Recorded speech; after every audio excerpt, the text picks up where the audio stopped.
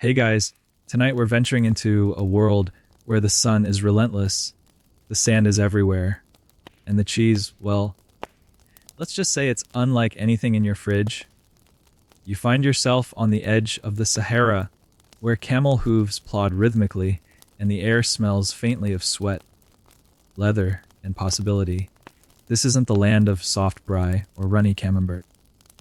Nope, this is the birthplace of some of the hardest, driest, most travel-proof cheese on earth.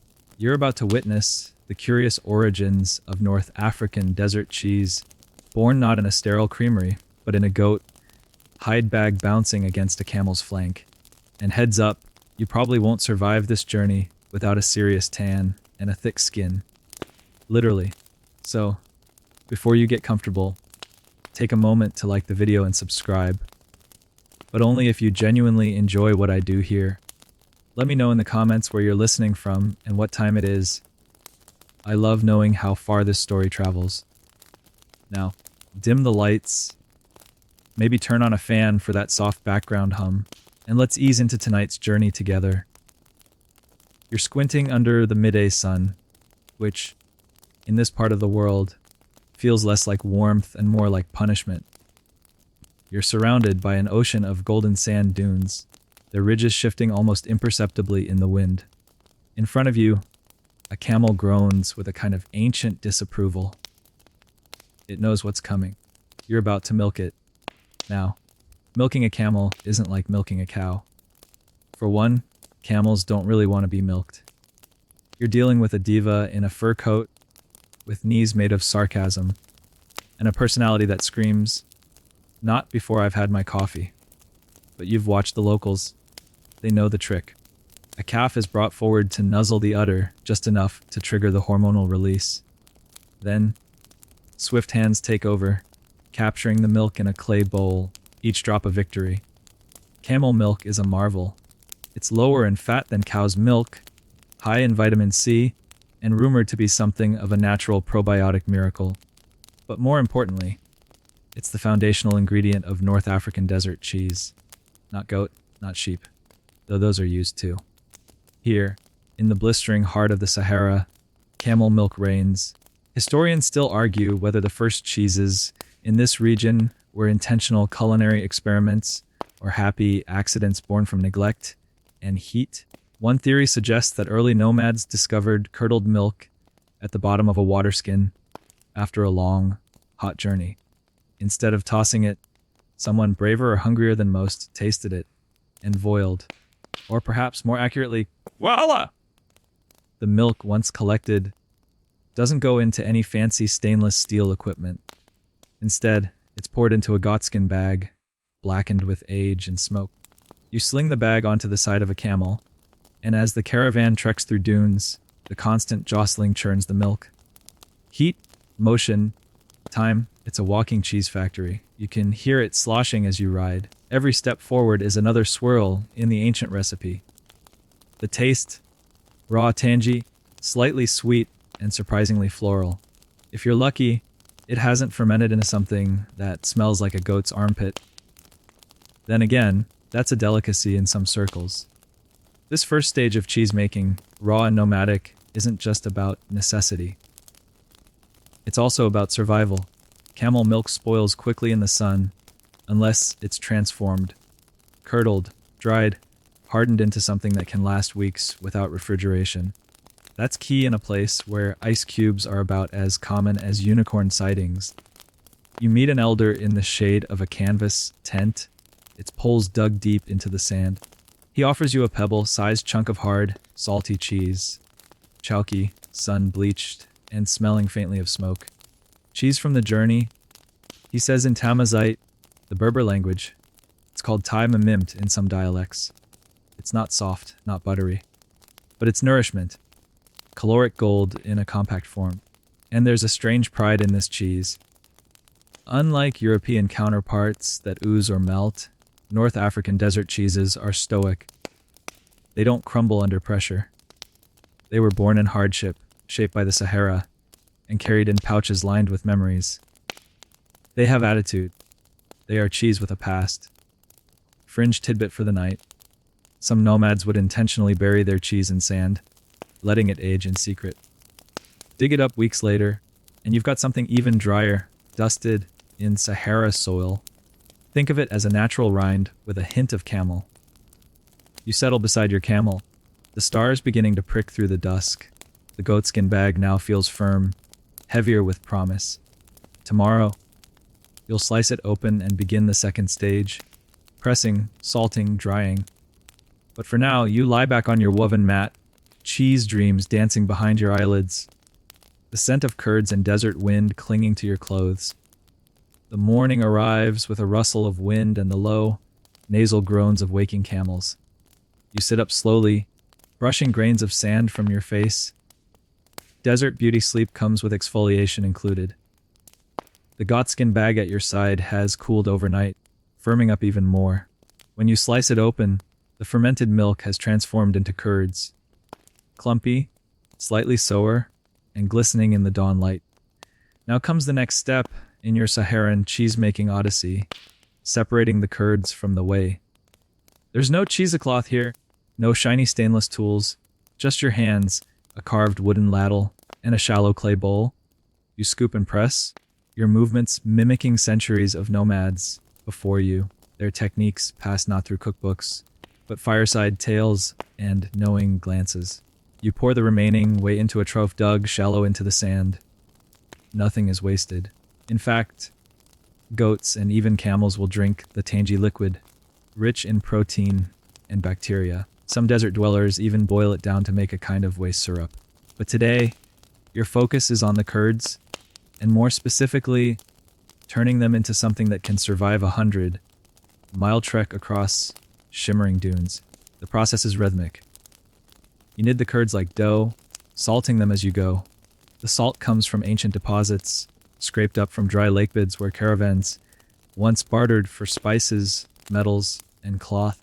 Each pinch is loaded with trace minerals and a slightly bitter tang. You massage it into the curds with your thumb, pressing it deep, shaping discs no thicker than a biscuit and about as dense as your morning mood before caffeine. To get the right consistency, you slip the salted curds into a flat mold, a tool that varies by tribe. Some are woven reed baskets that leave a cross-hatched imprint. Others are carved from stone, adorned with symbol stars, gazelles, protective eyes. These are heirlooms, passed down through mothers and daughters, their grooves worn smooth from generations of cheese pressing. You wonder how many hands have shaped the very mold now beneath yours. Once molded, the cheese must dry. And here's where the desert does what no fridge ever could. You hang the patties in muslin sacks under the eaves of your tent, shaded but airy, where the dry Saharan breeze kisses each puck with dehydrating love. The smell wafts gently, salty, nutty, slightly funky. Not unpleasant, just assertive, like a cheese with something to prove. This drying process can take days, even weeks, depending on the humidity, which, to be fair, is usually about -1,000,000%. Here, sweat evaporates before it even thinks about dripping. Perfect conditions for creating a cheese that won't spoil, melt, or complain when thrown into a saddlebag and forgotten for 3 days. Historians still argue whether this desert drying technique was developed independently or influenced by ancient contact with Mediterranean cultures. Roman texts mention hard cheeses transported across deserts in ceramic pots, possibly by Berber tribes. Were they sharing ideas or just simultaneously coming up with similar survival strategies? We may never know. But one thing's certain. Desert cheese doesn't care for your fancy theories. It just wants to be left alone to harden in peace. Here's your quirky fact of the night. Some tribes used to flavor their cheese with dried herbs or even charcoal powder. Not for taste, but as an insect deterrent. Turns out ants don't enjoy minty, funky cheese pucks dusted with ash. Who knew? As the sun climbs higher, your cheese begins to transform. The outer layer toughens, forming a rind that crunches like baked clay. The inside stays slightly pliable for now, but give it a week, and you'll have a disc that could probably survive being used as a discus in the next Olympic Games. And you're not alone in this process.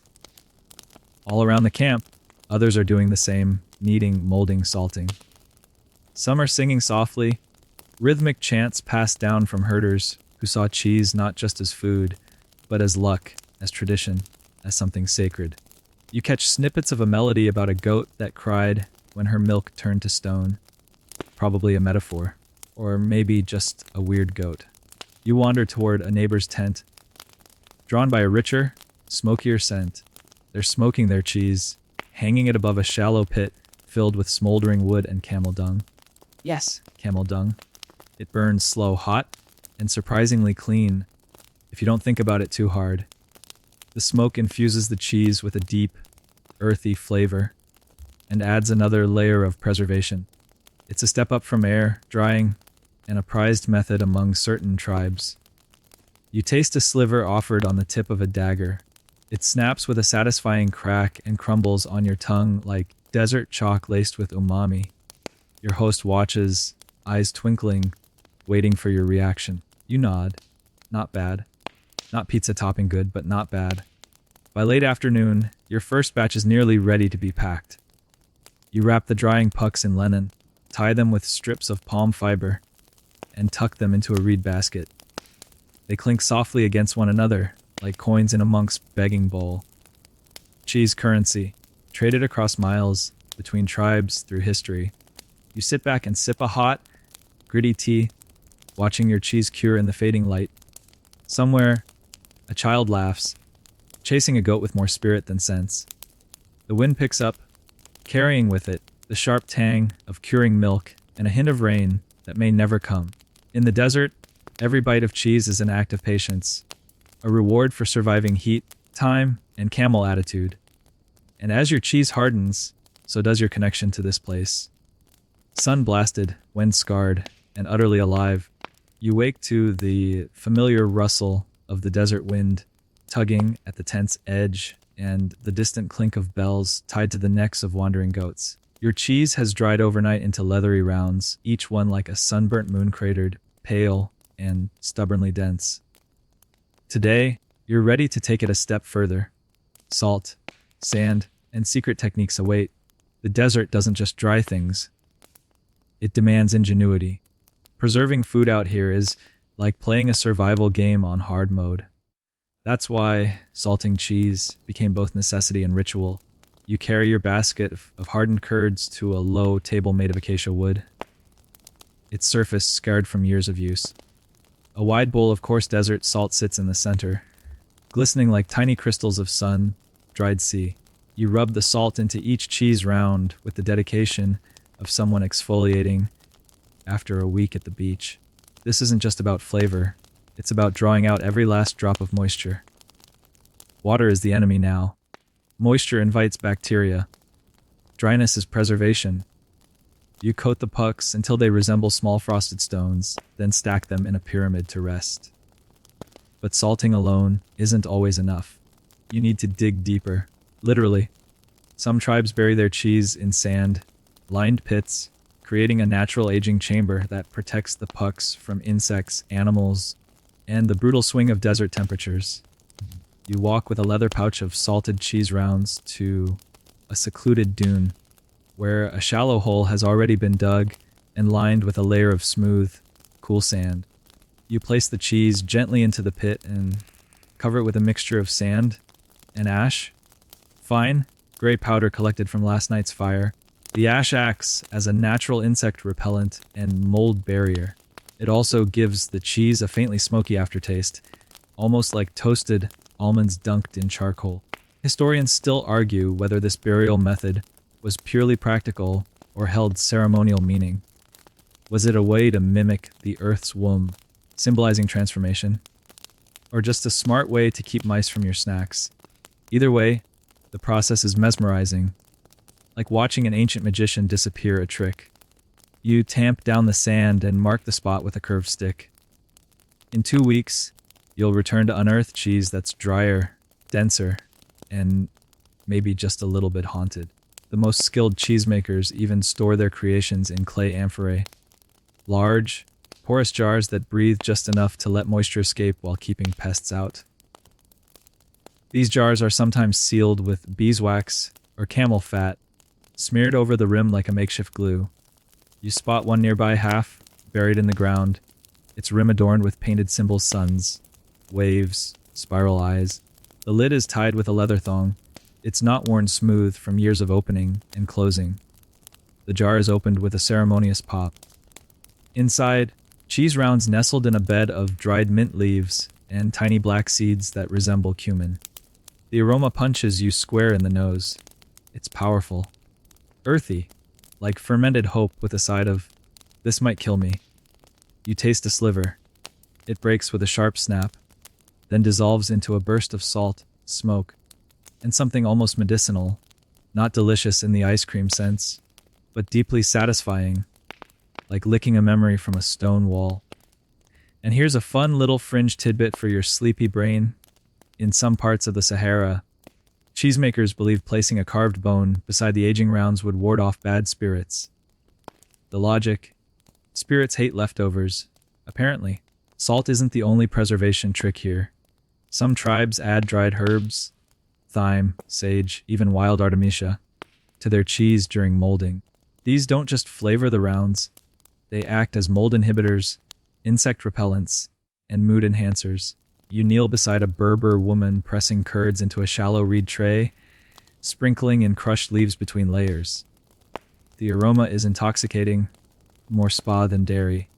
You ask if the herbs change the taste. She smiles. Only if you listen closely. She says, tapping the puck with her finger like it's holding secrets. Once the cheeses are dried, salted, aged, and herb wrapped, they become travel-ready artifacts. You stack them into a woven basket lined with goat wool, soft and breathable. A few of the older pucks are sharp enough to smell through the lid. You'll offer those as tribute or trade. They're too intense for everyday snacking, but highly prized for flavoring stews or breaking tiny bets at gambling games. And then there's the ritual of storage. Some nomads stash their cheese up high in rock crevices. Others hang them in leather slings from tent poles, just out of reach of curious dogs. It's an informal food chain, and you're at the top. Just barely. Tonight, the sky is a perfect bowl of stars, and you lie on your back, belly full of tea and tiny cheese crumbs. You feel strangely accomplished, like you've been inducted into an ancient guild without ever signing a form. Your cheese is sleeping beneath sand and ash. Your tent smells like herbs and smoke, and the moon glows just bright enough to reflect off a salt-dusted puck beside your pillow. The desert is always in motion, even when it seems still. This morning, as the sun breaches the horizon in a hush of gold and pink, you find yourself lacing up your sandals for a journey, your basket of hardened cheese pucks tucked under one arm, your other hand shading your eyes.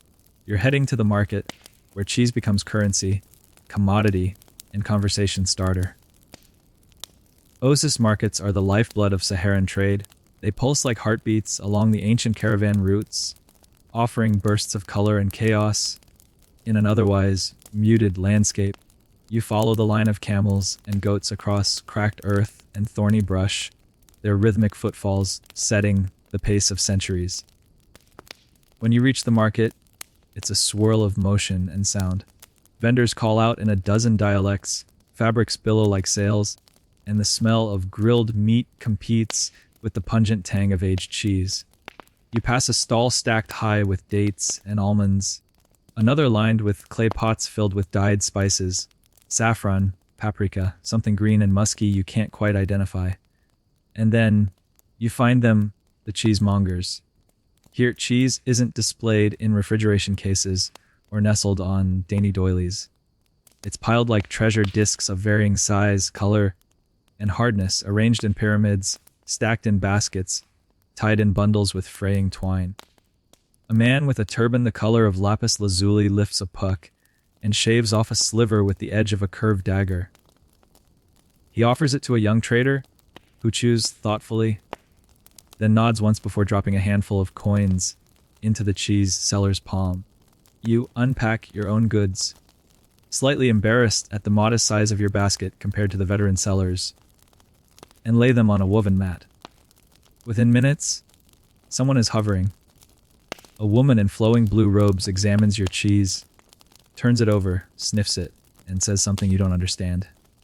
She smiles, though, and drops 2 dried fish into your hand as trade. A fair deal, apparently. Historians still argue whether the Saharan trade of cheese ever reached as far as sub-Saharan Africa or the Mediterranean ports. While records are sketchy, oral traditions suggest that caravans brought cheese as far as Timbuktu, where it might have been bartered for manuscripts or medicinal herbs. Cheese in a library. Stranger things have happened. As you wander the market, your senses are overwhelmed.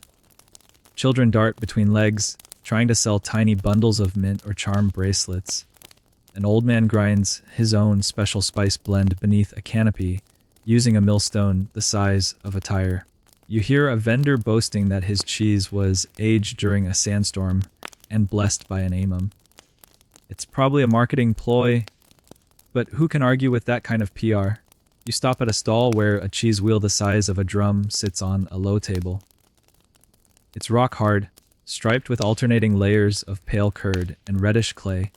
You watch as the seller uses a tiny mallet and chisel to crack off pieces like marble. Trade for cloth or coffee beans, he asks you. You hesitate, then pull out your last puck, the one you salted yourself and packed in mint. He sniffs it, shrugs, and trades you a bundle of indigo, dyed linen. Here's your quirky tidbit of the evening. Cheese in desert markets was sometimes used in gambling. Tiny discs were wagered in dice games or offered as stakes in storytelling contests. Whoever could spin the most outrageous tale, without laughing, walked away with the prize. The sun climbs overhead, baking the stone paths and turning every shaded alley into a haven. You duck into one and find yourself at a small stall that's not selling cheese but cheese molds, dozens of them, carved from stone, bone, and even camel horn. The vendor lets you run your fingers across the grooves, explaining how different designs imprint not just patterns, but tribal identity. A swirl might mean Eastern Hills, a star for tribe of the swift camel. You buy one shaped like a palm frond. It'll leave your next cheese round with a story. The best part of the market, though, is the gossip. Cheese connects people in ways few foods do. You hear about a new trader who claims to smoke his cheese over mere wood. Scandalous.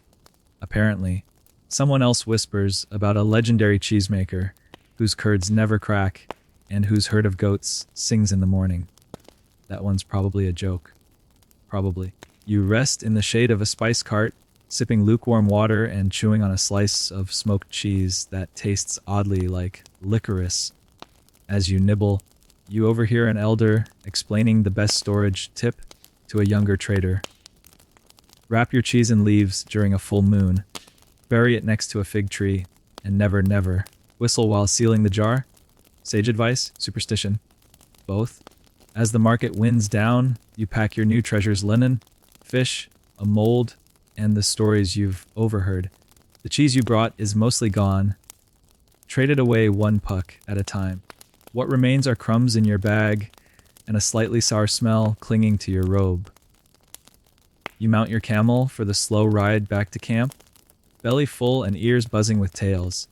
The market disappears behind a dune, the noise fading into the wind. In the basket at your side, your new mold knocks softly against a small wheel of cheese you couldn't bear to trade. It's yours now. And tomorrow, you'll shape it into something even older than legend. The market's dust still clings to your robe as you wind back through a narrow canyon path toward the Atlas foothills.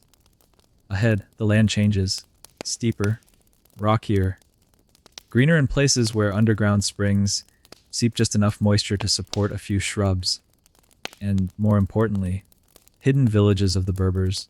These highland enclaves are where cheese craftsmanship leaves the realm of utility and enters something more artistic.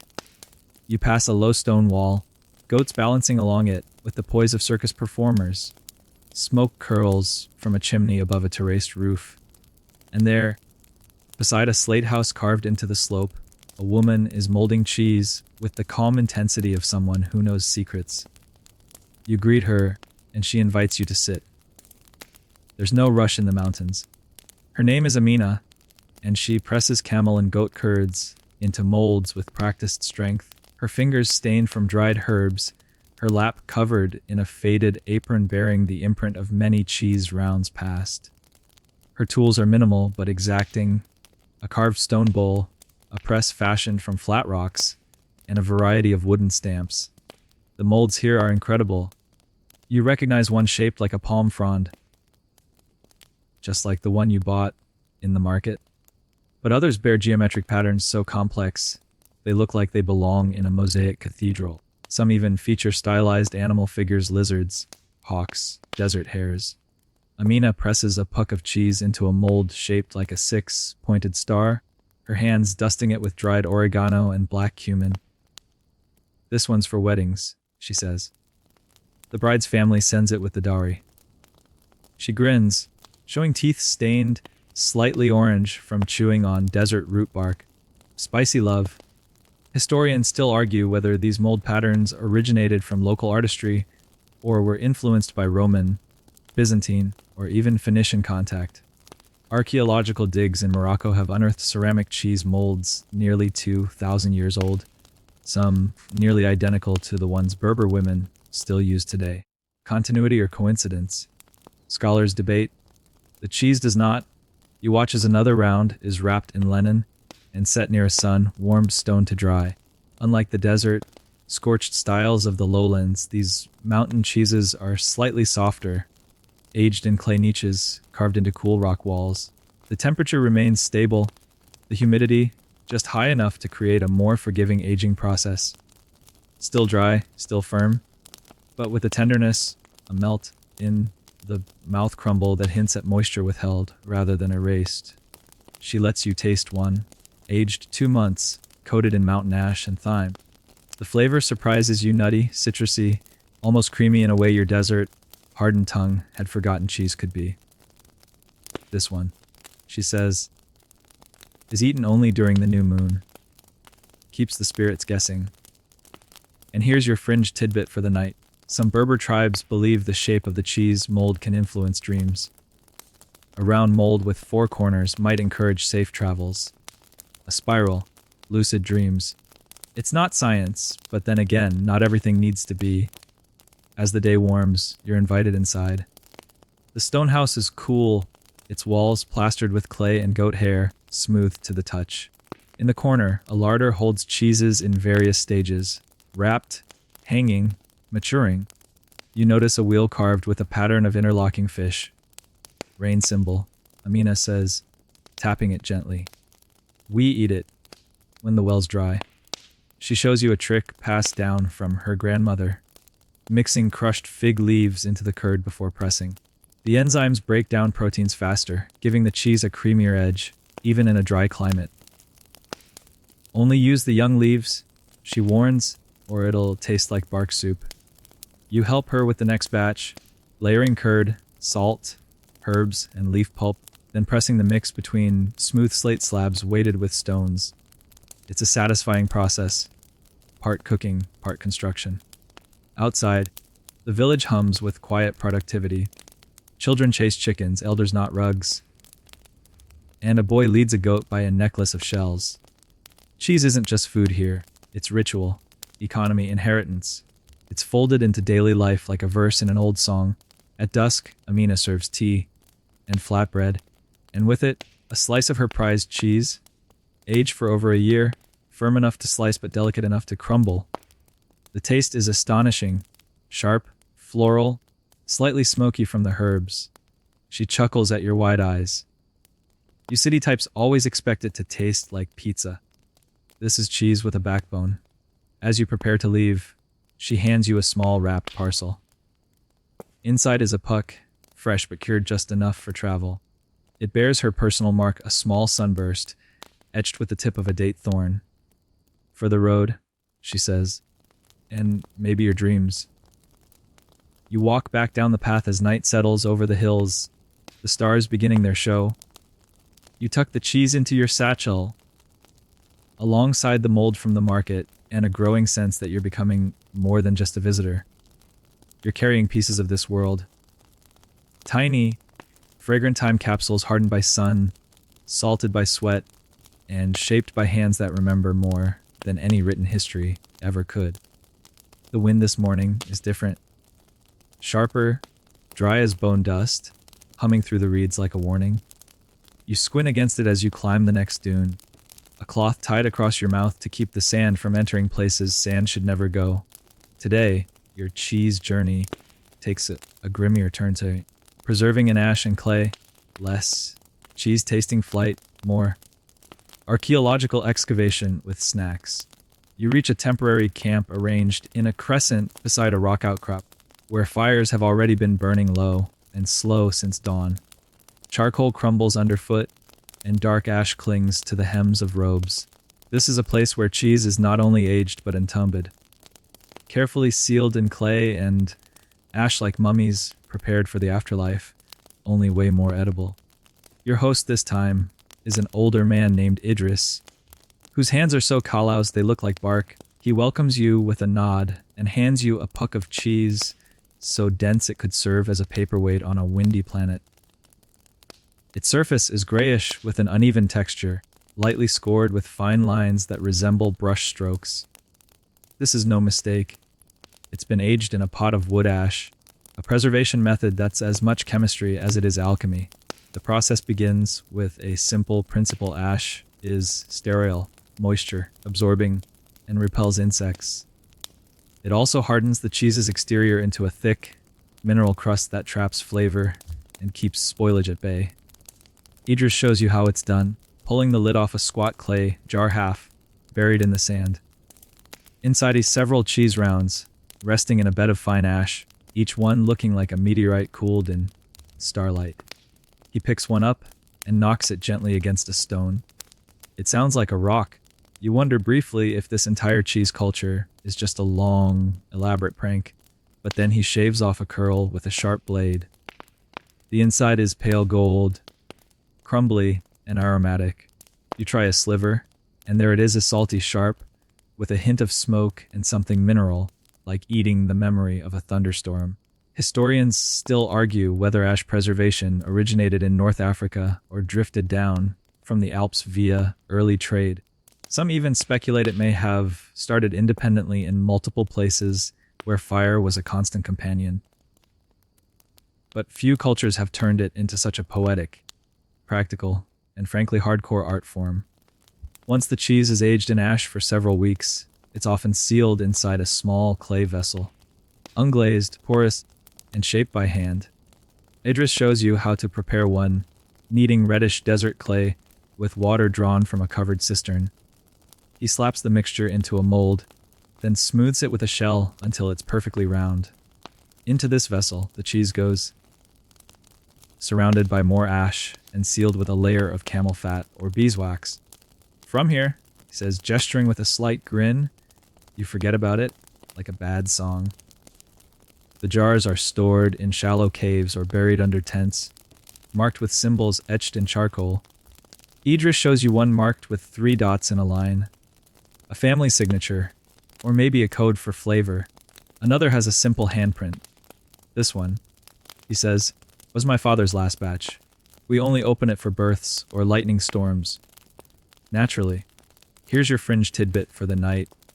In some remote communities, cheese jars are intentionally hidden in the desert and left as offerings. Not to gods, necessarily, but to the land itself. A kind of edible time capsule. There are even folk stories about travelers finding these sealed jars years later, mistaking them for treasure chests, only to be greeted by a pungent slap of ancient dairy. You help Idris pack a fresh puck into a still, warm jar, layering the ash around it like fine powder snow. He hands you the lid, a thick disc of hardened clay, and you press it into place, sealing the cheese in darkness. It'll be ready in about 2 months, assuming no curious dog unearths it first. Later that evening, you sit beside the fire, sipping black tea and trading travel tales with Idris. He tells you about a time his cheese stash was stolen by a jackal, which returned a day later and dropped it back at his feet untouched. Too salty. He laughs, even for scavengers. As the stars emerge, he lets you break open a jar aged 3 years, the clay crust cracking like an eggshell. Inside, the cheese is darkened, its scent potent enough to make your eyebrows arch. You try it slowly. It's intense, bitter and bright, like citrus rend mixed with old earth. Not a snacking cheese, more of a meditative cheese. One you eat while reflecting on your regrets. Still, there's beauty in this preservation method.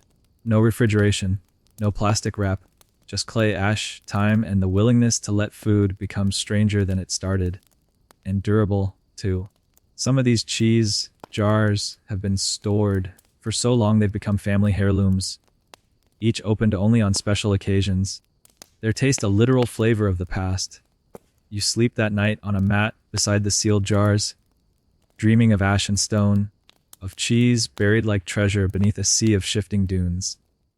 And somewhere deep in the sand, your own small wheel, pressed, salted, wrapped in herbs, waits patiently to be remembered.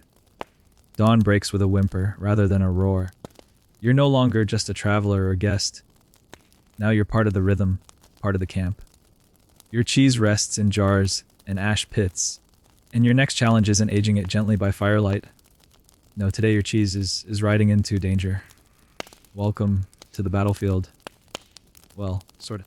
This section of your journey reveals how cheese, surprisingly, fits snugly into the grit and grit, teeth world of wartime rations and Tuareg guerrilla tactics.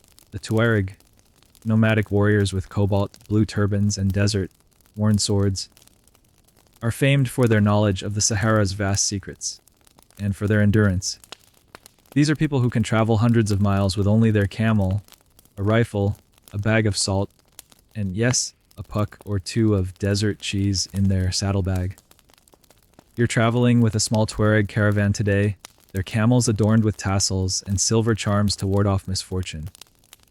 Your job: don't fall off and keep your cheese safe. Cheese in this context isn't luxury, it's fuel. One puck, roughly the size of your fist, contains enough fat, salt, and protein to keep a grown fighter functional during a long desert raid.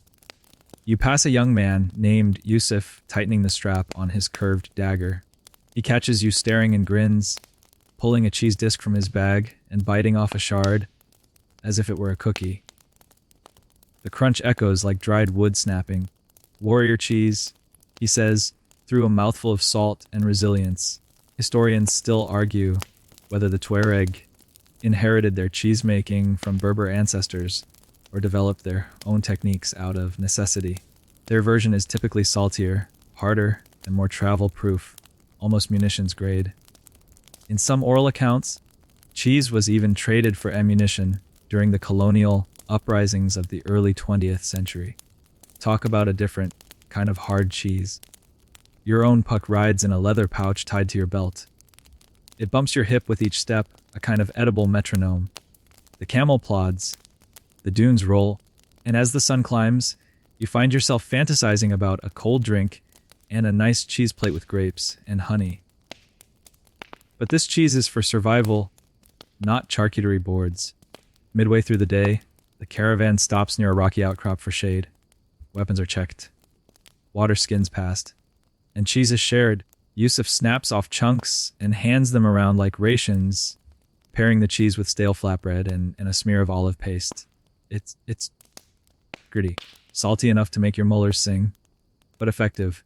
10 minutes later, you feel sharper, more awake, possibly immortal. And here's a weird fringe tidbit for your trouble.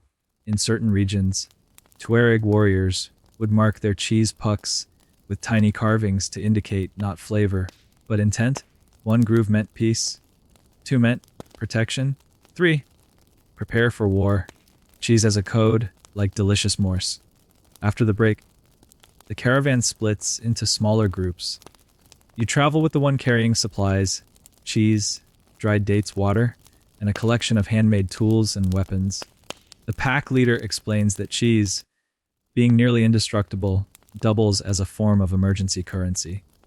If we meet another camp, he says, this can buy us passage.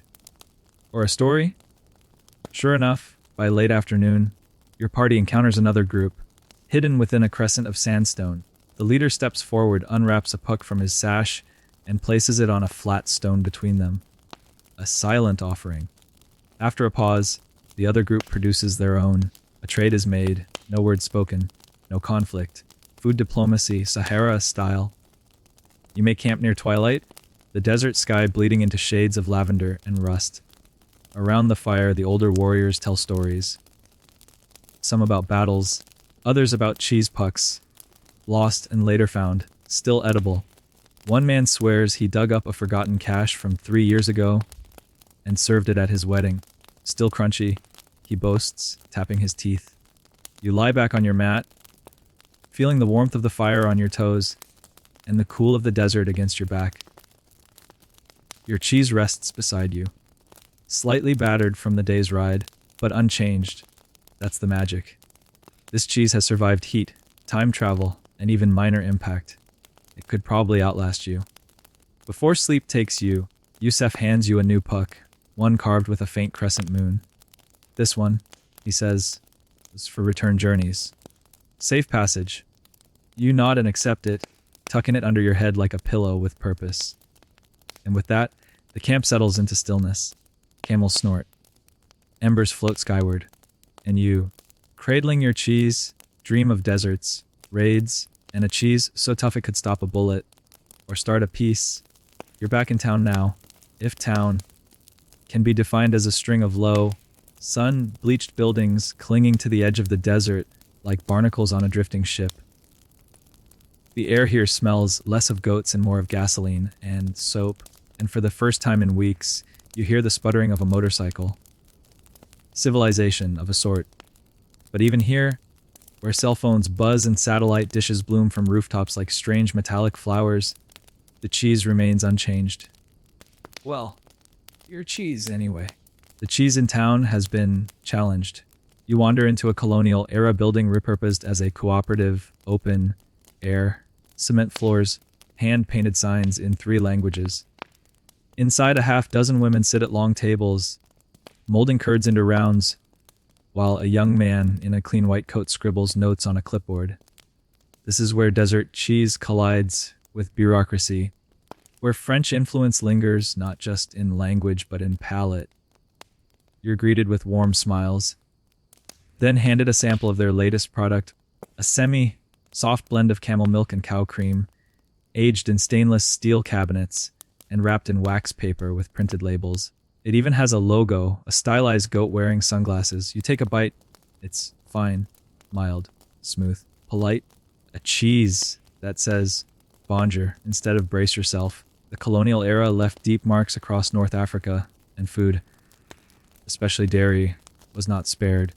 When the French settled in, they brought their cheese-making standards with them: pasteurization, temperature control, milder flavors, and a general disapproval of things that smell like feet. They built dairies in oses and tried to teach locals how to make camembert. Spoiler, it didn't go well. Historians still argue whether the French attempts to civilize desert cheese were more about hygiene or cultural assimilation. Certainly, their efforts failed to erase traditional methods, but they did leave a strange culinary duality. In towns like this one, you now find locals who eat imported brie with breakfast and bury their own cheese in ash after dinner. You chat with an older man near the back of the market, his stall stacked with both vacuum, sealed imports and rock, hard pucks wrapped in palm fiber. The French cheese, he tells you, squinting at the foil, wrapped wedge in his hand, spoils in 3 days. My cheese lasts until I forget where I hid it. He gestures to a pile of the old kind, your kind. Rough hand, pressed, smelling of salt and sunlight. He sells both types but knows which one will outlive the other. You bite into a French style round just for comparison. It's creamy, a little bland. Tastes like something made in a climate-controlled room by a man who's never chased a goat. Then you try a sliver of the desert cheese. Boom. It kicks like a mule. Salty, smoky, unapologetic. This cheese has opinions. Here's your quirky tidbit: during the early 1900s, some French officers in Algeria reportedly refused to allow local cheeses in military kitchens, citing health risks. The locals laughed and offered to let the officers test the cheese after a month in the sun. No one accepted. Later that day, you join a community gathering, half meeting, half party, in the central square.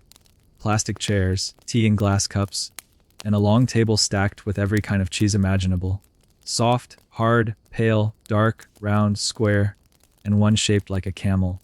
A teenage girl with braces and a hijab makes TikToks of the spread, while a grandmother slices her cheese with the same knife she uses for palm dates. This is where the old meets the new. Not in conflict, but with curiosity. Some prefer the soft stuff, easy to spread on baguettes. Others lean into the ancestral grit of the desert cheese, slicing it with care and eating it slowly, reverently. One boy dares to microwave a puck.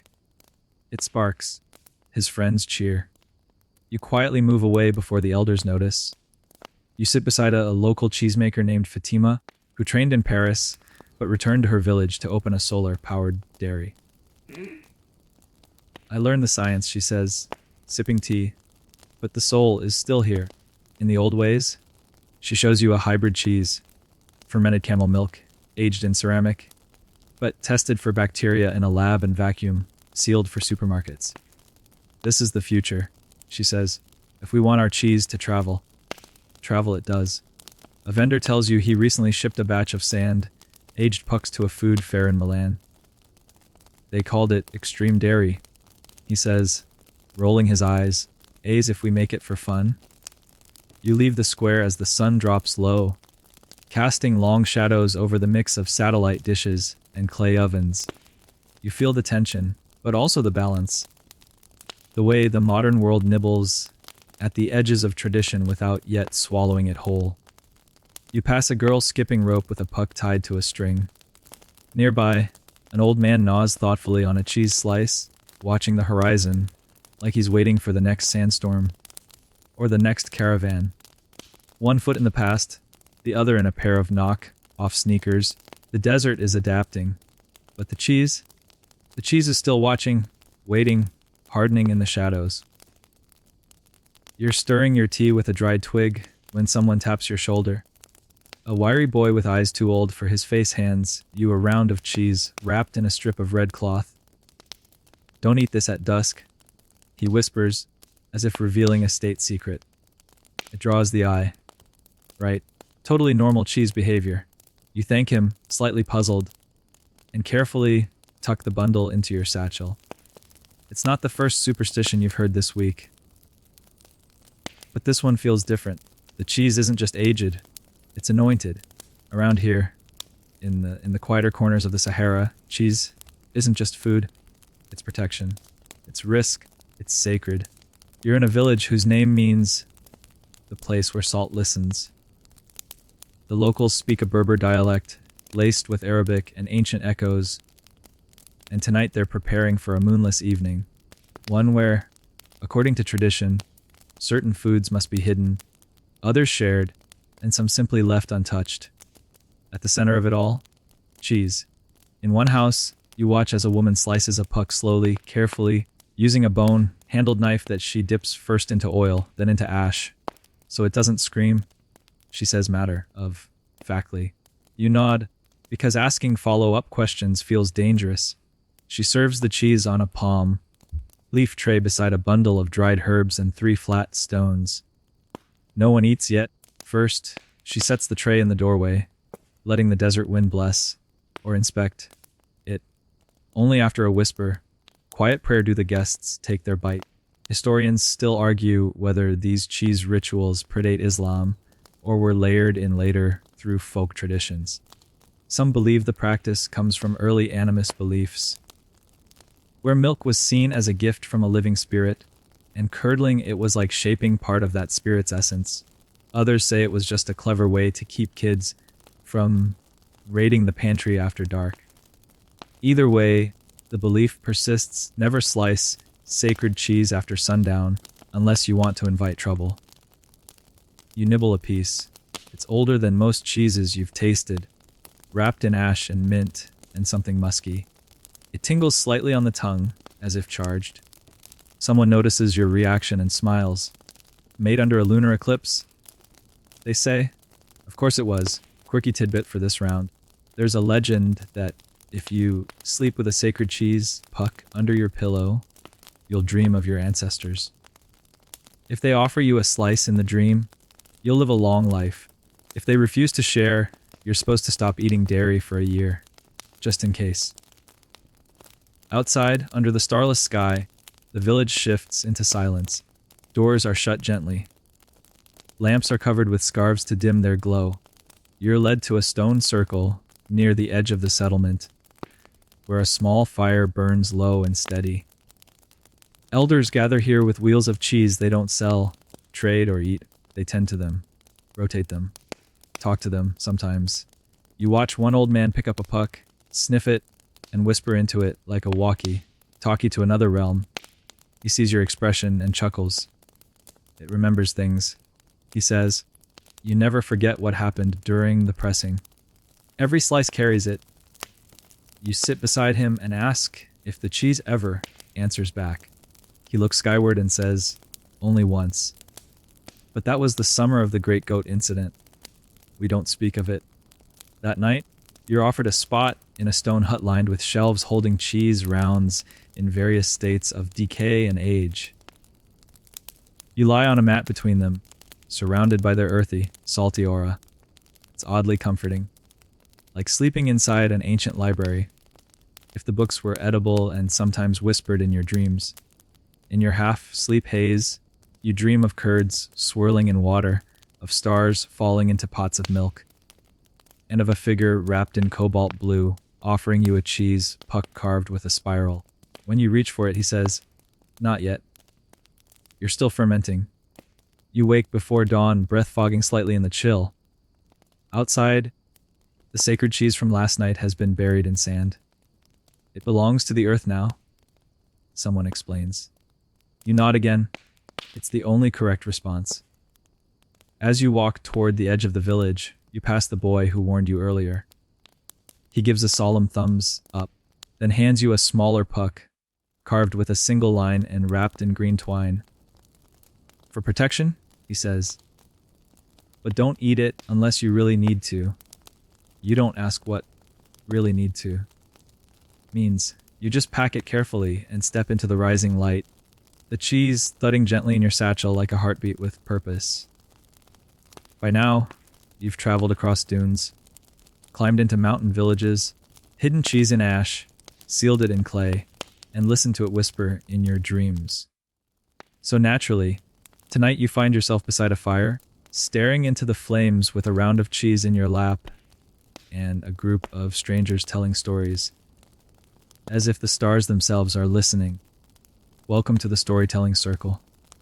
The Tuaregs say that the desert doesn't forget, and neither does its cheese. The fire crackles, casting long shadows across sand-smoothed faces, and someone passes a knife around to slice pieces of the evening's thinking cheese. It's not for feasting. It's for pondering, chewing slowly, and perhaps asking questions with no answers. You've taken your place among them, wrapped in a wool cloak, the desert night air crisp and dry. Someone beside you strikes a match, lights a twisted root, and releases a puff of smoke that smells like wild thyme and mystery. Tonight's story starts, like many do, with a shepherd. He was the first to notice the goat's milk would not spoil. The old man begins, his voice rough as a sandstone cliff. Left it out too long, but instead of soaring it changed. Thicker. Sharper. It had dreams. Wait. It had dreams. As the tale unfolds, it becomes clear this isn't a lecture on bacterial cultures. This is cheese as myth, curds as prophecy. According to this version of the world, the first cheese was taught to humans by a jinn, an unseen desert spirit, who offered the gift in exchange for a promise. Never boil milk at night. That's when spirits listen. And they don't take kindly to scalding. Historians still argue whether these legends reflect old superstitions or are metaphorical warnings about hygiene and food safety. Some believe they evolved as cautionary tales for young herders. Others suggest they reflect Islamic spiritual practices layered into modern desert life. The cheese, as always, refuses to clarify. The next story comes from a woman whose fingers are dyed deep red with henna. She tells of a cheese so pure it could calm storms. When a trader's caravan was trapped by howling winds and shifting dunes, he unwrapped this cheese and offered it to the storm. The wind died. The camels stopped panicking. One even sneezed in gratitude. And your quirky tidbit for tonight: there's an old tale of a cheese that sang. Not metaphorically, literally. As it aged, the gases inside created tiny whistling holes, and when left near a warm fire, it would emit a soft, melodic hum. Naturally, it was banned from sleeping quarters. You bite into your slice and try to taste the stories. There's smoke, ash, maybe a little thyme. No music, but who knows what it's dreaming of. More stories tumble into the night. A cheese carved with constellations that guided a lost nomad home. A cursed wheel that made all who ate it speak only truths for a full day. Awkward. And a cheese so old that its eater gained visions of their grandmother's grandmother, tending the same herd of goats. Someone throws more wood on the fire, and sparks lift into the sky like glowing breadcrumbs for passing spirits. You glance at the puck in your lap. It seems heavier than before. You wrap it back in its cloth, suddenly aware of just how many memories and metaphors one small round can carry. At the edge of the circle, a teenager plays a wooden flute, its notes rising into the night as gently as the scent of mint tea. Beside you, a small girl sleeps with her head on her mother's lap, a slice of cheese still clutched in one tiny hand. And then, a final story, the one everyone leans in for. It's told in whispers, about a hidden cave where a single wheel of cheese has been aging for over 300 years, guarded by serpents, blessed by an old monk, sealed behind a riddle. It is said that whoever eats it will remember everything, not just their own life, but the lives of every hand that ever milked a goat in the Sahara. No one claims to have found it, but everyone seems to believe it might exist. You sip your tea, now lukewarm and slightly gritty with windblown sand, and smile. Whether the stories are true doesn't matter. In this moment, the fire, the cheese, and the voices in the dark all carry the same quiet weight. Sleep comes easily afterward. You lie under a quilt of stars, your satchel beside you like a time capsule. Inside it, your pucks rattle softly as if they too have absorbed the stories, the breath of legends wrapped in salt and shadow. In the desert, cheese doesn't just nourish the body, it feeds the myth. By now, your fingers know the texture of cheese curds better than coins. You can smell the difference between smoke, cured in sun, aged from 10 paces. But today, you meet a new generation. One that's doing something shocking with their ancestral knowledge, posting about it. Welcome to Marrakesh, where desert cheese has gone digital. You arrive via rickety bus, the buildings getting taller, and the streets louder with every kilometer. Marrakesh is all rose, colored walls, honking scooters, and marketplaces overflowing with everything from neon spices to knockoff sneakers. It's here, in this urban storm of old and new, that a group of young entrepreneurs is reshaping the very idea of desert cheese. Your first stop? A rooftop.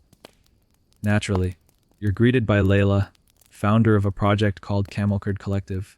She's 20-something, wears acid, washed jeans, and carries a cheese press in a recycled canvas tote. Want to see the solar dryer? She asks. Of course you do. It's a sleek contraption, part greenhouse, part spaceship, made of transparent panels and reflective foil.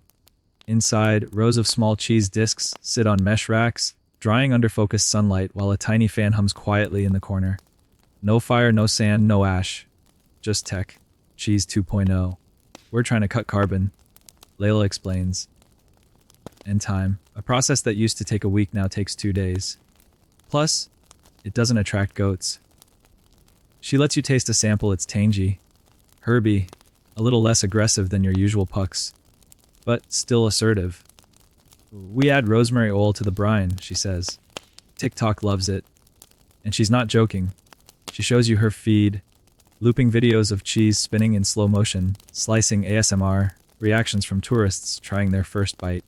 One post. 300,000 likes. People think we're making it up. She says with a shrug, then they fly here to try it. Historians still argue whether this sudden interest is sustainable or just the latest food trend. Some purists worry that solar drying and social media will dilute the tradition. Others say this evolution is just the next layer of culture, forming like a new rend on an old wheel. You visit another cheesemaker across town, a guy named Rami who runs a micro dairy out of what used to be his grandmother's pottery workshop. He's got goats on the rooftop, a freezer full of brine tanks, and a ring light clamped to a shelf beside his fermentation jars. He's live streaming as you enter. Say hi, he whispers without looking away from the camera. You wave awkwardly. Thousands of people, possibly from all over the globe, are watching him mold cheese in real time. It's surreal. Here's your quirky tidbit of the night. Rami developed a board game called Cheese Raid, a Tuareg-inspired strategy game where players trade age and steal cheese rounds across a desert map. It's got sand tokens, goat figurines, and yes, mystical ash aging expansion pack. Later, at a night market, you spot a vendor selling t-shirts with slogans like "My cheese survived the Sahara" and "Curd is the word." Nearby, a pop-up cart offers deep, fried cheese balls made from solar-aged camel milk. You try one. It's chewy, spicy, and somehow hopeful. There's an energy here, a kind of playful reverence. These young makers don't treat tradition like a museum relic. They remix it. Remix it with neon signs, QR codes, and a healthy dose of sarcasm. One cafe even offers a desert flight, 5 types of regional cheese paired with mint tea, and a Spotify playlist of nomadic music remixed with lo-fi beats.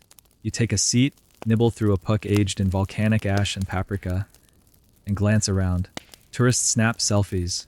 Locals raise eyebrows, and in a quiet corner, an old man drinks his tea, watching the whole spectacle without judgment. He sees you looking and smiles. As long as the cheese is made with care, he says, let the kids do what they want. You leave with a paper bag full of samples, a business card printed on goat leather, and an oddly strong craving for an Instagram account. But mostly, you leave impressed. The past isn't being replaced. It's being retooled, reinterpreted, and shared in ways the original nomads couldn't have imagined. Back in your guest house, you unwrap one of Layla's solar pucks. It glows faintly in the lamplight, smooth as river stone. You take a bite. It's bright, sharp, different, but unmistakably desert-born. Maybe this is what tradition really means, not preserving it in stone, but shaping it in your hands again and again, like warm curd pressed into a new mold. You wake to the sound of distant bleating and the hollow clop of hooves on pavement. Out your window, goats drift past like woolly tumbleweeds, herded by a man in rubber sandals and a Yankees cap. Urban life hasn't quite erased the past, but today, you learn that the past is fighting for its life. This chapter isn't about craft or flavor. It's about loss, the kind of slow, creeping erosion that doesn't make headlines but leaves villages empty and recipes forgotten. You pack your bag with cheese samples, sling your satchel over your shoulder, and head toward the edge of town, toward the people trying to hold the line. You meet Hafid, a goat herder turned activist, who offers you tea and a somber smile. Fewer herds every year, he says. Fewer shepherds. The sand grows, the grass dies. What will the cheese eat if nothing is left? He takes you on a walk through the outskirts of the oasis, where palm fronds wave weakly over drying channels. This used to be grazing land. Now it's dust and brittle scrub. The rain comes late, Hafid says. Sometimes, not at all. Desert cheese depends on milk, milk depends on animals. And animals depend on grass, water, shade. The chain is fragile, and climate change is rattling every link. Historians still argue whether the decline of traditional desert cheesemaking began with colonial land laws or the slow creep of modern agriculture. Some point to post-independence land reforms that displaced nomadic routes. Others say it's simply the warming planet, and the goats, stubborn as they are, can't argue with shrinking pastures. Hafid shows you his herd, a modest group of 20, down from 50 last year. He knows each goat by name, points out their temperaments, their bloodlines, even their favorite cheeses. Yes, they nibble occasionally. They're not just animals, he says. They're family. Coworkers. Here's your fringe tidbit in some tribes. Herders would whisper secrets to their goats while milking. Not prayers. Secrets. It was believed that goats, like cheese, could carry burdens without spoiling. It made the milk sweeter. Or so the stories say. But Hafid's stories are getting shorter. He can't afford the herbs he used to mix into the cheese. The clay jars are more expensive now, imported from towns where tourism drives up prices. Even salt is harder to come by, over-harvested and repackaged for export as artisanal exfoliant. You visit another village the next day. The cheese house is locked. The molds hang unused, gathering dust. A woman selling phone cards shrugs when you ask about the old methods. My grandmother made that cheese, she says. I sell SEM cards. Faster money. You try not to feel the heartbreak, but it's there, in the silence where the curds should be draining, in the empty baskets once lined with palm leaves. You remember the cheese you buried in ash, the puck etched with a crescent, the whisper of mold carved dreams. Will these things still exist in 10 years, or only in reels and blog posts? Still, not all is lost. You meet a group of schoolchildren whose teacher, a former cheesemaker named Nadia, has turned preservation into a lesson plan. We make tiny pucks, she tells you, in bottle caps, like experiments. They write their names on them and take them home. She hands you one. It's barely the size of a coin, rough and uneven. But it smells like the real thing, the old way. And the kids, they're into it. They draw designs on their cheese, invent flavors, ask if they can make electric cheese by aging it near their charging ports. One girl insists her cheese listens to her bedtime stories and grows faster when she sings. Who's to say she's wrong? That night, back in Hafid's tent, you sit around a dim solar lantern. He unwraps his last 2 pucks of smoked cheese and passes one to you. Made this one under a full moon, he says. Might be the last. You bite it slowly. It's rough, dry, perfect. You stare into the dark, wondering how many desert cheeses have been lost. Not just recipes, but songs sung while salting, jokes told while turning curds, the little rituals that made food something more than fuel. But then you look at Hafid, at his goats, at the school kids making cheese in bottle caps. You think of Layla's solar dryer, Rami's live streams, Amina's moon, shape mold. The stories may be changing, but they haven't stopped. You wrap the last bite in a cloth and tie it to your satchel strap. Let the sand blow where it will. The cheese will remember. You're squatting in the shadow of a rock spire, knife in hand, a cheese puck the size of a hockey puck balanced on your knee. It's time. You press the blade into the surface, and the cheese resists. Hard. You shift your grip, apply more pressure. The edge squeals slightly against the surface, and for a heartbeat, it feels like trying to slice stone. This is a cheese you could shave with. Desert cheese isn't here to spread. It doesn't flirt with your baguette. It challenges your wrist strength and your dental insurance. This isn't a snack. It's a rite of passage. You finally manage a sliver. It flakes, dry and sharp, and lands in your palm like a potato chip left out in the sun for a month. You pop it in your mouth. It crunches, then crumbles, then floods your tongue with the kind of flavor that makes your eyes water, not from heat, but intensity. Salt, smoke age, and just a whisper of goat. It's not bad. It's assertive, like a cheese that survived things you haven't. Some say this kind of cheese was originally made not to be eaten, but to be carried, that the eating part was optional. A backup plan if the stew ran out. But here you are, using it like a protein bar from the Iron Age, Historians still argue whether these hardened pucks evolved purely out of need, or whether they were also a kind of culinary flex. Like, my cheese could survive a war. Could yours? There's even a record from a 14th century manuscript mentioning milk, stone, gifted to a traveling imam, who tried to boil it and instead cracked a pot. We can only assume the cheese was pleased. You walk through a narrow canyon, the wind slicing through like a knife.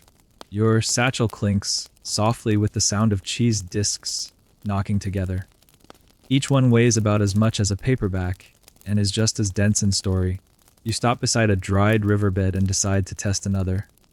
This one is older, stored in ash, aged for months, etched with a symbol that looks like a lizard or possibly a very tired goat. You chip at it with your knife, carefully. A shard flies off, skitters down a rock, and lands with a ping. You retrieve it like treasure, then try it. It's different, more earthy, a hint of herbs, and just enough tang to make your cheeks tighten. It's not food in the way you're used to. It's chewing memory. Quirky tidbit for today in one region. Elders used to use these ultra-hard cheeses as makeshift tools. Pounded into powder, they'd mix them into tea as a salt supplement or use slivers to clean teeth. There are even legends of cheese pucks used as weights in a scale to judge fairness in a market deal. If your cheese could balance the weight of your gold, the gods were pleased.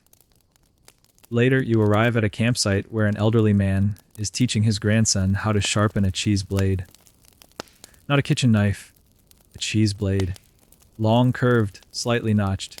He presses it against a whetstone like a swordsmith. The cheese does not yield, he says. You must learn its mood. You watch as the boy attempts to slice a puck in one clean move. It cracks instead, uneven. The old man nods approvingly. Now you will remember what not to do.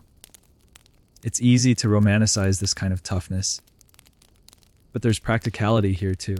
These cheeses were designed to last through heat, travel, and neglect. To survive the kind of journeys where even your shadow gives up. You sit down for the evening meal, bread so dry it needs to be soaked, dates like caramelized thunder, and cheese so sharp it practically shaves your tongue. You nibble a sliver while watching the stars emerge, each one blinking into view like a promise. One of the pucks, your favorite, the one aged in mountain ash and carved with a spiral, has developed a small crack. Not a problem. You break off the loose edge and grind it between two stones. The resulting powder smells intense. You sprinkle it into your tea. It fizzes slightly. The first sip makes your ears ring, in a good way. Someone nearby laughs. That cheese is older than your boots, they say. You nod. You believe it. And here's the thing, the older and harder the cheese, the longer it lasts. Not just on the shelf, but in the stories. The cheese you nearly broke your knife on. That one might still be passed down, sliced into offerings, or buried in a sandpit to be dug up by a future traveler with the same wide-eyed awe. So you wrap up your pucks in cloth and twine, press them into your bag like sacred stones, and lay back on your mat. The fire is dying, the stars are sharpening, your knife lies beside you, still warm from use, and your teeth ache just a little, in the best possible way. It starts with music. Not a full band or anything, just a reed flute and a drum made from stretched goat hide, beating out a rhythm that sounds suspiciously like the heartbeat of the desert itself. You're at a festival now, and not just any festival. This one is for the cheese. The village is buzzing. Dust swirls in the square. Children chase each other with cheese pucks, painted like monsters. Women in patterned robes carry woven baskets of curds and herbs. Men stack clay jars like trophies. This is no ordinary day. It's the end of the season, the cheese harvest, the celebration of preservation. It's cheese o'clock. You duck beneath a cloth banner flapping in the breeze, hand painted, fraying at the edges, reading something like, "Blessings upon the salted round." You could be wrong about the translation. A little poetic license never hurts. The festivities begin with a race. A cheese race. Naturally. Children line up at the edge of the square, each clutching a puck wrapped in cloth. At the whistle, a hollow reed toot. They take off, arms flailing, pucks wobbling in baskets strapped to their backs. The goal: get to the well and back without cracking your cheese. First to return with an intact round wins, well, more cheese. You cheer them on, laughing as one particularly ambitious boy tries to sprint and vault a sleeping goat. Fails, but somehow lands on both feet with cheese unscathed. The crowd erupts. That kid's getting extra olives at dinner. After the races, it's time for the tasting contests. Long tables are laid out with wheels and wedges of every possible variety: herb-crusted, smoked, sun-aged, buried in sand, and a few that look like they might sprout legs and walk off if provoked. Judges with serious expressions and even more serious mustaches taste tiny slivers, nod sagely, then argue in rapid fire dialect about ash texture, salt absorption, and rind thickness. You're given a roll, outside opinion. You're handed a slice of dark gray cheese aged with cumin and rosemary. It smells like an old book and tastes like a salty thunderstorm. You give it a thumbs up. The maker beams like they've won the lottery. Historians still argue whether these kinds of cheese games date back to pre-Islamic rites or were later folded into seasonal harvest celebrations. What's certain is that food has always marked the turning of the year, and cheese, lasting, transportable, stubborn, has always been the survivor's trophy. One booth invites participants to guess the age of a mystery cheese. You pick it up. It's dense, cold despite the heat, and etched with a faded spiral. You guess 8 months. Wrong. 4 years, the vendor says, grinning. Buried during the last eclipse. You nod with respect. That cheese has seen things. Here's your quirky tidbit for tonight. A local game called Cheesa involves hiding pucks around the village and giving clues in rhyme. Winners get to keep what they find, or trade it for bragging rights. One legend tells of a child who found a cheese puck in a cave and refused to eat anything else for 3 months. He grew strong, or just very salty. As dusk settles, songs begin. Drums, hand claps, chanting voices weaving tales of ancestors and goats and storms survived. One song, half lullaby, half cheese recipe, describes how to stir the curds, like you're calming the wind. Another warns against aging cheese too close to the fire, lest it soften like the hearts of men. You find yourself dancing, pulled into a slow, stomping circle. Your hands rise, your feet move without thinking. Someone passes you a drink made from fermented dates and mint, and you sip it while laughing with strangers. The air smells like spice and ash and something floral. Joy, maybe. Later, the final cheese is brought out, not for eating but for praise. It's massive, wheel-shaped, carved with symbols and sealed in beeswax. They call it the heritage round, passed down through generations, aged but never sliced. Once a year, it is carried through the village, displayed, sung to, then returned to its clay jar until next time. You touch it briefly as it passes. The rind is smooth, cool, heavier than it looks. It feels like a relic, or a reminder. As the night cools, fires are lit, and mats are laid out beneath the stars. People gather for one last round of stories, soft and slow, their voices thick with smoke and sleep. Children curl up beside cheese bundles, parents sip tea, and even the goats seem to settle in for the night. You lie back, full of curd and song and story, your satchel under your head. The puck from earlier, the one judged in the tasting contest, now rests beside you like a stone baby. You feel its warmth, its weight, and wonder how many more festivals it will live through. In the desert, celebration doesn't mean abundance. It means memory, resilience, the sweetness of what's been saved. It's nearly time to leave. The air feels different this morning. Not cooler. Not exactly. But quieter. The sort of hush that follows an ending. You sit on a low wall near the edge of the village. The sun still low and soft, your satchel beside you. Inside are a handful of pucks. Some gifted, some traded. One marked for protection, and one with a spiral you still don't fully understand. You unwrap one slowly and bite off a shard. It crunches as always, but this time the flavor floods in like a memory smoke. Salt, something green, and a whisper of campfire laughter. It tastes like where you've been. Today, you'll walk back into the dunes one last time. You trek eastward until the village disappears behind a ridge.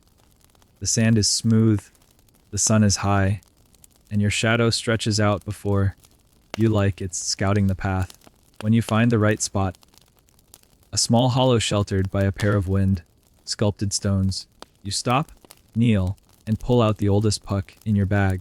It's the one from Amina, pressed with her sunburst mark and cured in ash and herbs. You've carried it across mountains, markets, raids, festivals. You've heard stories whispered into the same air it breathed.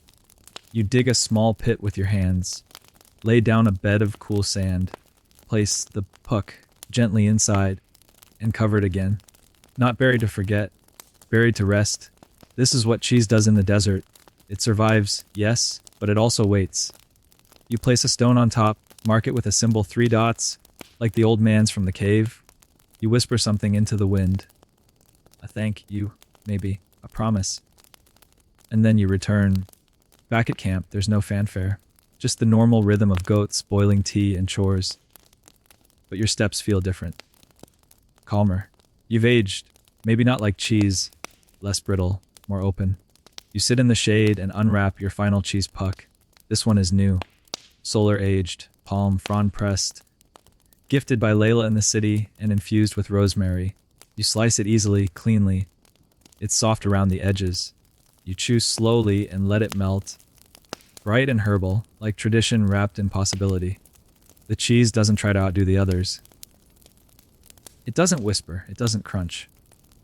But it lingers. It wants you to remember.